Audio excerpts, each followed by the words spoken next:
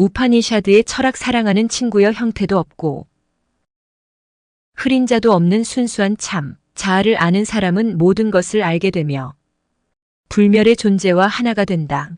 사랑하는 친구여 의식과 감각과 생명의 불, 꽃과 모든 물질의 근원인 참, 자아를 알게 되면 모든 것을 알게 되며 모든 존재의 가슴 속에 머물고 있는 참, 자아와 하나가 되어 자신의 의식이 우주적인 의식으로 확장된다. 중요한 것은 모든 속박에서 풀려나 불멸, 지구와 자유의 경지에 들어가는 것이 죽은 다음에 일어나는 것이 아니라 지금 여기에서의 경험이어야 한다는 사실이다. 자나 카 왕의 질문에 대한 성자 야지 나발치아는 이렇게 대답한다. 마음속에 있는 모든 욕망을 포기하면 죽을 존재가 불멸의 존재가 된다.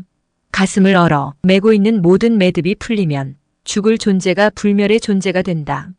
그는 이 세상에 살면서도 완전한 자유를 누린 다. 그의 육체는 뱀이 벗어놓은 누군 껍질처럼 미련 없이 아무렇게나 버려질 것이지만 그의 잠자는 육체의 속박에서 벗어나 무한한 생명이자 영원한 미신 불안함과 하나가 됩니다. 우파니샤드 현자들이 이 가슴 벅찬 메시지가 독자들의 가슴 속에서 공명 진동을 일으키기 바라면서 마지막으로 죽음의 신 야하 가르침을 인용해 본다. 경전 공부나 지식을 통해서는 결코 참 자아를 깨닫지 못한다. 참 자아는 참 자아를 찾고 구하는 자에게 스스로 자신의 모습을 드러낸다. 예 우파니샤드의 깨달음시 형태의 신화와 상징으로 기록된 베다는 우파니샤드에 이르러서 보다 철학적인 형태로 발전되었다. 파니사드는 베다 시대 말기인 BC 8세기 무렵부터 형성되기 시작하여 BC 3생의 무렵에는 주요한 우파니샤드가 거의 완성되었다. 우파니샤드가 형성된 시기는 인류의 역사에서 아주 특별한 의미를 지니고 있다. 이 시기는 동서양을 막론하고 정신의 꽃이 활잡힌 시대였다. 카이스포스는 이 시기를 인류 정신의 추계 시대라고 했다. 이 시기에 중국에서는 노자, 장자, 열자, 공자, 맹자, 순자, 목자 등이 나왔고 그리스에서는 탈레스, 아나, 시, 만드로스, 프로타고라, 플로트뉴스, 소크라테스, 플라톤, 아리스토텔레스 등이 나왔으며 인도에서는 이름이 알려지지 않은 우파니샤드의 현자들이 부자와 자이, 나위, 시조, 마하라 등이 나왔다. 이스라엘에서는 이사야와 예레미야 등 기라성 같은 예언자들과 이스라엘의 종교를 부활시킨 제2의 무엇의 S가 나왔으니 이란에서는 짜라투스트라의 예언의 불꽃을 비웠다. 아마 제각각 흔들리는 여러 개의 시계, 추가 서로 공명하여 동일한 진동으로 흔들리는 그 시대의 지구를 둘러쓴 의식의 흐름이 그러했던 모양이다. 이 시기 이후의 인류 정신 역사는 이 시기에 나온 사상과 가르침을 해석하거나 보완하는 수준에서 크게 벗어나지 못했다. 서양의 철학사가 그러하고 인도와 중국의 종교와 철학자가 걸어왔다. 기독교의 출발 중에서는 이 시대가 지난 다음에 출현했다. 그러나 사방으로 전파된 기독교는 바오유가 초대교회 교부들의 시대를 거치면서 서양 철학의 영향권 안에서 신학을 형성했고 이후 서구 기독교 신학의 흐름은 서양 철학의 흐름과 흑연같이 할 수밖에 없었다. 동방 전파된 기독교는 그 시대 인도와 중국 불교의 명성과 수행, 전통의 영향을 깊이 받았다. 그래서 동방 교회에서는 수도원이나 운전, 수행자가 많이 나왔다. 예수의 출현은 추계 시대가 지난 훨씬 뒤 일지라도 기독교의 역사는 서방교회 이든 동방교회이든 추계 시대에 형성된 사상의 영향권에서 벗어나지 못했다. 어찌 보면 예수를 당시 외적인 수준에 머물고 있던 종교를 추계 시대에 형성된 정신으로 내면화시킨 인물이라고 볼 수도 있다. 추구시대 축구시대의 특징은 친화적인 상상력의 세계에서 이성적인 사고가 발현되어 나온 데 있다. 역사가 시작된 때부터 아니 좀 더 정확하게 말하자면 인간이 언어를 처음으로 사용하기 시작한 때부터 인간은 상상과 직관을 세계에서 살았다. 그 세계에서는 감각, 느낌, 욕망, 생각, 의지 등의 정신작용이 춤과 노래와 몸짓, 노래와 그림 등이 어우러진 종교적인 상징들로 표현되었다. 그 시대 사람들은 우주적이며 영적인 신들의 세계를 신화와 상징을 통해 흐려냈다. 데다 세계가 바로 그런 세계였다. 그런데 우파니샤드 시대에 와서는 이성적인 정신은 이미지와 상징의 장막을 뚫고 나와 개념의 세계를 형성하기 시작했다. 우파니샤드 시대에 오면 이성이 발현. 하이어 그동안 인간 정신을 지배하고 있던 상상력과 결합한다. 이성이 여로된 상상력의 단기에서는 궁극적인 실제를 느끼기는 하지만 혼란스럽고 분명하지 않다. 하지만 뱃속에 있는 태아가 임신 장교의 무릎이 되면 거의 사람에 가까운 형태를 갖추는 이 초기 단계의 상상력 속에는 앞으로 발전될 사고 구조의 흐릿한 윤곽이 포함되어 있다. 아직은 분명하지 않은 그런 태화적인 인식은 이성이 깨어 남에 따라 점점 분명한 개념을 형성한다. 인간은 풍부한 이미지와 상징의 언어로 이루어진 신화의 세계, 곧 태화인식의 세계에서 수천 년 동안 살았다. 그러다가 추의 시대에 이르러 이성의 상징의 장막을 뚫고 들어가 그 뒤에 숨겨져 있던 진리를 발견하게 된 것이다. 이것이 바로 우파니샤드 시대에 일어난 일이다. 인류 역사에서 이 시기가 갖는 중요성은 아무리 과장해서 지나치지 않을 것이다. 이 시기에 인간은 자기 자신을 인식하기 시작했다. 인식의 초점이 자유한 현상에서 인간 자신으로 옮겨온 것이다. 우파니샤드의 주제인 참자, 아트만에 대한 깨달음이 너 자신을 알라나. 델포이 신전의 신탁의 일을 잘 말해준다. 그러나 이 시대가 전 시대와 단절된 것은 아니다. 오히려 이전에 뿌려진 씨앗이 싹이 은시대라고 보는 것이 옳을 것이다. 신화와 상징의 세계를 창조해낸 상상력 속에 이미 이성의 씨앗의 형태로 잉태되어 있었고 그 이성의 활동력이 갖게 됨에 따라 신화와 상징 속에 감춰져 있던 궁극적인 실체의 베일이 벗겨지기 시작한 것이다. 인간 정신의 초기 단계의 집과 명확한 개념이 아니라 상징성이 풍부한 이미지를 통해 표현되었다. 그러던 것이 추계 시대에 이르러서 이성의 빛이 강렬해지면서 상징과 이미지의 의미를 해석해내기 시작했다. 그러나 인간 정신은 이미지와 상징의 도움이 없이는 아무것도 이해하지 못한다. 흐리했던 직관이 이상의 빛을 받아 명쾌한 직관으로 변해도 그것을 표현하기 위해서는 여전히 이미지와 상징을 필요로 한다. 이것이 바로 축구시대의 시의 꽃이 반발했던 이유이다. 꼬마를 비롯한 그리스 비극 작가들의 서사시, 중국의 시경, 히브리 예언자들의 직권과 깨달음의 결과로 나온 구약, 성서의 예언소설, 그리고 인도의 대서사시 라마야나와 마하바라타 등이 모두 이 시기에 나왔다. 우파니샤드는 이렇게 인간 정신이 최고로 고양된 시기에 형성된 문화입니다. 우파니샤드는 풍부한 상상력을 투자로 한 베다의 토양에 싹이 쳐서 순수한 지혜의 빛으로 그 토양을 비유하고 변화시켰다. 인간은 육체와 정신과 영이 유기적으로 결합된 존재이다. 인간의 활동은 처음에는 육체적인 활동, 곧 의식주를 해결하려는 노력이나 결혼을 통한 종족, 보존 또는 종교적인 의식과 제사, 행위와 같은 외적인 활동에 국한되어 있었다. 어느 시점이 되면 정신 능력을 사용하여 언어를 만들고 언어로 신화를 지어내는 등의 과정을 거치면서 거대한 상상력의 세계를 건설한다. 그 정신 능력이 점점 발달하면 이성적인 사고와 도덕적인 자가 그리고 자기 자신에 대한 인식이 생기기 시작한다. 그리고 정신 능력이 어느 경지에 오르면 육체와 정신의 황제를 뛰어넘어 육체와 정신의 근원이 되는 영적인 실제의 세계를 깨닫는 차원이 열린다. 우파니샤드는 이런 인간 정신 발전의 마지막 단계에서 핀 꽃이다. 우파니샤드의 현자들이 불안한 아만, 프로 이 세난을 가지고 궁극적인 실제를 표현한다. 하지만 인간의 언어로는 궁극적인 실제의 세계의 전체를 정확하게 묘사할 수 없기 때문에 이 세 낱말의 가운데 언어 하나도 실제를 표현하는 데 적합한 것은 아니다. 언어를 만든 것은 인간의 지성이 아니라 육체의 신경 조직이다. 라는 스리 오르빈도의 말처럼 언어는 원래 감각과 충동이 표현으로 생긴 것이다. 그런데 감각과 충동의 자발적인 표현, 2단 원시 언어는 상상의 세계 속에서 상징 언어로 발전한다. 런 시점에서 탄생하는 것이 바로 시, 2단계에 이르면 언어는 무의식 속의 원형, 적인 이미지들을 의식 차원에서 표현하는 매개체로서의 상징 역할을 한다. 그리하여 언어라고 하는 상징을 통해 자기를 둘러싼 세계와 자기 자신을 의식하기 시작한다. 하지만 아직 의식의 초점이 흐리고 분명하지 않다. 그 단계의 언어는 음악, 몸짓, 춤, 그리고 재해적인 행동 등과 분리될 수 없을 정도로 결합되어 있다. 그 상태의 인간은 행동과 결합된 이런 상징적인 언어를 통하여 세계와 자신이 하나님을 체험하고 그 체험을 표현한다. 이성이 외부 세계와 자신의 분명히 구별하는 일은 시간이 훨씬 흐른 다음에 서서히 일어난다. 온실 상태의 인간은 다양한 개체에 대한 개별적인 지식은 별로 가지고 있지 않았다. 그러나 우주를 통일체로 느끼는 감각을 가지고 있었다.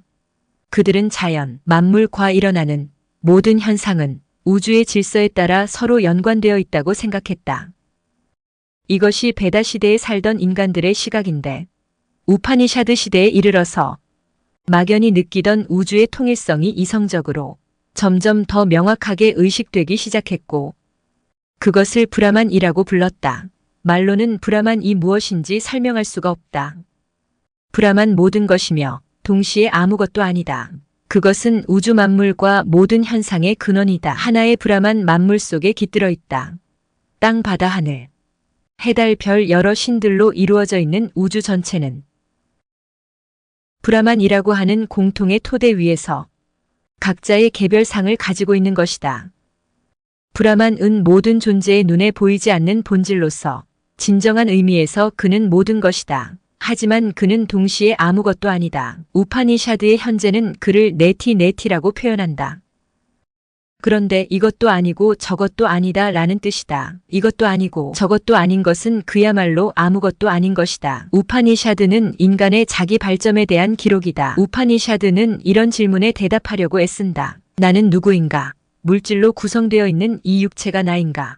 그렇지 않다면 생각하고 느끼고 괴로워하고 즐거워하는 마음이 나인가? 이런 것 말고 진정한 내가 따로 있는가 있다면 그것은 무엇인가? 차니가 우파니샤드 제8 부 8장에서는 자연의 긍정적인 힘을 상징하는 신 인드라와 부정적인 힘을 상징하는 악마 바이로, 천하가 창조주인 프라자 파티에게 진정한 자기가 누구인지 가르쳐달라고 관청하는 이야기가 나온다. 프라자 파티는 진정한 자신이 누구인지 가르쳐달라는 그들에게 연못을 들여다보라고 말한다. 그래서 그들은 연못으로 달려가서 물에 비친 자신들의 모습을 살펴보았다. 그리고 물에 비친 그 모습, 곧 육체를 진정한 자기 자신이라고 생각했다. 악마들이 우주머리인 바로 바이로 차나, 곧바로 악마들이 살고 있는 곳으로 달려가서 육체가 자기라는 가르침을 폈다. 악마들은 그 가르침을 기쁘게 받아들였다. 그러나 신들의 우주, 머리인 인드라 육체가 진정한 자기가 아님을 깨닫고 다시 프라자 파트를 찾아갔다.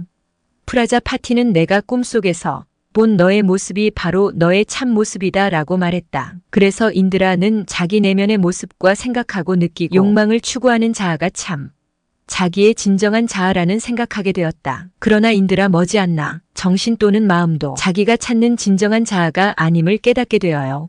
그래서 다시 프라자 파티를 찾아갔다. 프라자 파티는 육체와 정신의 활동이 그치고 깊이 잠이 들면 몸의 모든 감각 작용이 멎고 더 이상 꿈도 꾸지 않는다. 이 깊은 잠 상태가 바로 그대의 잠자이다라고 가르쳐 주었다. 그래서 인드라는 육체와 정신을 초월한 절대 정조의 상태가 진정한 자아라는 알게 되었다. 그러나 인드라는 만족할 수가 없었다. 왜냐하면 그런 절대 정조의 상태는 자기라는 의식조차 없는 그야말로 얻은 것 자체였기 때문이다. 그래서 인드라는 다시 프라자 파트를 찾아갔다. 그럴 때 프라자 파트는 깨어있는 상태, 꿈꾸는 상태, 꿈 사라진 깊은 잠 상태를 모두 초월한 그러나 의식이 투명하게 깨어있는 네 번째 의식 상태에 대해서 가르쳐준다. 오빠네 사드의 현자는 참다자. 아트만의 경험하는 의식의 네 가지 상태에 대해 이렇게 말한다. 첫 번째 의식 상태는 깨어있는 상태라고 부른다. 이 상태에서는 모든 감각이 외부를 향하고 있음에 따라서 외적인 세상만을 인식한다. 두 번째 의식 상태는 꿈꾸는 상태라고 부른다. 이 상태에서는 모든 감각의 내면을 향한다. 이 상태에서는 과거의 행위나 현재 가지고 있는 욕망과 관련된 주관적인 경험을 한다. 세 번째 의식 상태는 깊이 잠은 상태라고 부른다. 이 상태에서는 꿈도 꾸지 않으며 욕망과 관련된 주관적인 경험도 하지 않는다. 이 상태에서는 마음이 작용하지 않는다. 너와 나라고 하는 분리 의식도 사라지고 깊은 통과 휘열에 전했다. 이 깊은 평과 휘열에 잠긴 의식이 곧 모든 존재의 가슴 속에 머물고 있는 모든 것을 아니고 모든 것을 다스리는 마이의 지배자 프라지나 숭고한 지혜이다. 모든 존재는 프라하에서 나왔다가 프라소로 흡수되어 돌아간다. 마지막으로 앞에 새 의식 상태를 좋아하는 네 번째의 의식 상태는 투야라고 부른다. 투야는 주관적인 상태도 아니고 객관적인 상태도 아니다. 추리하는 감각과 지성을 초월해 있다. 투와 상태는 의식도 아니고 의식이 아닌 것도 아니다. 이 상태는 인식할 수도 없고 말로 설명할 수도 없다. 이 상태는 포착할 수 없으며 어떤 특징으로 설명할 수 없고 생각도 할 수 없다. 이 상태는 어떤 이름도 붙일 수 없다. 이 상태가 곧 무한한 평화와 사람만이 존재하는 의식의 본질 참 자아 아트만이다. 그가 인생의 지구 한 목표이니 이 글을 깨달아야만 한다. 삼자는 꿈속에서 여기저기 돌아다니면서 기쁨과 즐거움을 누리고 선한 것과 악한 것을 보며 몸과 경험을 다합니다. 하지만 그는 자신의 행위를 그저 바라볼 뿐 거기에 집착하거나 영향을 받지 않습니다. 는 꿈에서 깨면 아무것도 변하지 않은 원래의 자리로 되돌아옵니다. 깨어있는 상태에서도 마찬가지입니다. 그는 온갖 경험을 다합니다. 그러나 어디에도 집착하거나 영향받지 않고 그쪽 지켜보기만 합니다. 그러다가 다시 아무것도 변한 것이 없는 꿈의 상태로 돌아갑니다. 큰 물고기가 강의 양쪽 원조 사이에서 유유히 헤엄치는 이 불멸의 존재는 애 상태와 깨어있는 상태의 사이를 오가며 유유히 누리고 있는 것입니다. 성이나 독수리가 하늘을 날아다니다가 지치면 둥지로로 돌아와 날개를 젓고 쉬는 것처럼 지구 잠자도 꿈도 없는 깊은 잠의 상태로 돌아와 쉽니다. 거기에서는 어떤 꿈도 꾸지 않으며 아무런 말명도 없습니다. 자도 이와 비슷한 경지를 노려야 한다. 사람들은 잔치를 벌이는 것처럼 기뻐하고 화창한 봄날 전망 좋은 누각에 올라 아름다운 경치를 즐기는 것처럼 좋아하는데 나 혼자 많이 좋다, 싫다 감정도 없이 아무것도 분배의 물처럼 강나라 애처럼 담담하게 앉아있구나. 이 세상 근심 걱정 멀리하고 강물 흐르는 대로 그저 흘러가고 있구나. 세상 사람들은 높은 이상과 야망을 가지고 있는데 흐리 멍한 사람은 나 뿌린 듯하구나. 세상 사람들은 옳고 그름을 잘 두 구별하는데 나 홀로 멍청한 듯하구나. 세상 사람들은 똑똑하고 영리한데 나 홀로 어리석어 보이는구나. 그러나 내 마음은 모든 것을 붓고 있는 거대한 바다처럼 고요하고 깨끗하다. 판이 사드가 말하는 의식의 네 가지 상태를 다른 방법으로 표현할 수도 있다. 화려한 현상기에 사용한 우리가 매일 밤 돌아가는 자연의 자궁, 곧 무의식에 얻으면서 나온 것이다. 그 얻은 속에는 우리를 포함한 자연, 만물이 구체적 형태를 갖추지 않은 채 일체가 되어 있다. 모든 존재가 자연이라는 어머니 자궁 안에 존재하고 있다. 그런데 자연의 자궁, 무의식의 어둠 속에 해와 바다, 별 그리고 산과 강과 바다 등의 모든 형상이 잠재되어 있듯이 앞으로 태어난 모든 생명과 의식도 그 안에 씨앗의 형태로 잠재되어 있다. 자궁 안에 있는 데가 여러 기관의 모습을 갖추며 자아나는 것처럼 모든 존재들, 도자연이라는 자궁 속에서 모습이 추어나간다. 하의 때가 되면 돼지는 불과 나무와 꽃을 비워낸다. 돼지의 서자라나는 그 모든 생명체들은 돼지의 어두운 자궁 속에 잠재되어 있다가 태양의 미술 받으며 돼지 위로 모습을 드러낸다. 생명의 의식은 처음부터 물질 속에 깃들어 있다. 돼지와 돼지의 자궁 안에 잠들어 있는 모든 생명체의 씨앗들이 깊은 잠의 상태에서 꿈꾸는 상태로 서서히 깨어난다. 그래서 동물전의 의식 상태에 도전한다. 동물전의 의식 상태는 꿈꾸는 상태이다. 동물전의 의식은 감각과 감정거리고 기억과 미숙한 지능을 가지고 있다. 이 차에 있는 존재들은 의식이 뛰어나게 했지만 아직 자아의식은 없다. 그들은 충동에 따라 행동한다. 그러나 의식 상태가 인간 수준에 이르면 자아의식이 깨어나며 꿈꾸는 상태에서 깨어있는 상태로 진입한다. 인간은 자기 자신과 의지, 외적인 세상에 대한 의식을 갖기 시작한다.